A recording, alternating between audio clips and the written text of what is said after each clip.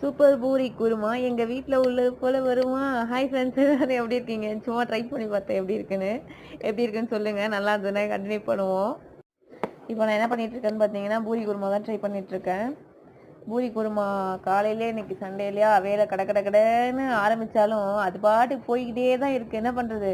காலையிலே பூரி குருமா வச்சு அதுக்கப்புறம் பூரி சுட்டு அப்பப்பா அது முடியவே மணி 10:30 ஆயிடுச்சு. அதுக்கப்புறம் திருப்பி மதியானம் மெனு ரெடி பண்ணுறதுக்கே இன்னைக்கு ரொம்ப கன்ஃபியூஸ் ஆகிடுச்சு. இதில் எங்கள் வீட்டுக்காரவங்க வேற நான் பூரி குருமா எடுக்கணும், வீடியோ போடணும், என் மொபைல் ரெடி பண்ணி வைங்கன்னு சொல்லிட்டு இருந்தேன். வச்சு கேம் விளையாடிட்டே இருந்தாங்க. சரிங்க, மொபைல் எங்கன்னு கேட்குறேன். அங்கே இருக்குது, போய் பாரு, உன்னோட புளிக்குழம்பு வீடியோவுக்கு நிறைய வியூஸ் போயிருக்கு போல், போய் பாருங்கிறாங்க. நானும் ஆவலுடன் போய் என் புளிக்குழம்பு வீடியோவை போய் பார்க்கணுன்னு போகிறேன். பார்த்தா கேம் விளையாடி மொபைலே சுவிட்ச் ஆஃப் பண்ணி வச்சுருக்காங்க. எனக்கு ரொம்ப கோவம் வந்துட்டு.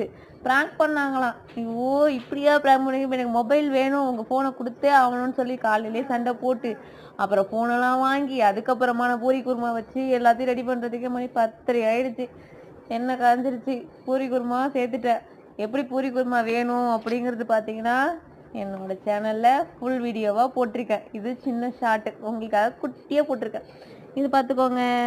இந்த பூரி குருமா நல்லா ப்ரிப்பேர் ஆகிடுச்சு, சூப்பராக வந்துடுச்சு. நான் பையன் எங்கள் வீட்டில் உள்ளவங்க எல்லாரும் சூப்பராக சாப்பிட்டோம். அல்டிமேட்டாக இருந்தது. அதே மாதிரி நீங்கள் என்ஜாய் பண்ணி சாப்பிடணும்னு நினச்சிங்கன்னா நம்மளோட சேனலில் ஃபுல் வீடியோவாக கொடுத்துருக்கேன், பாருங்கள், என்ஜாய் பண்ணுங்கள். அப்புறம் மெயினான ஒரு விஷயம், லைக் பண்ணுங்கள், சப்ஸ்கிரைப் பண்ணுங்கள், ஷேர் பண்ணுங்கள். ஏதாவது ஒரு பட்டனை தட்டி விட்டுட்டு போங்க. அதுதான் நமக்கு சப்போர்ட்டு உங்ககிட்டேருந்து.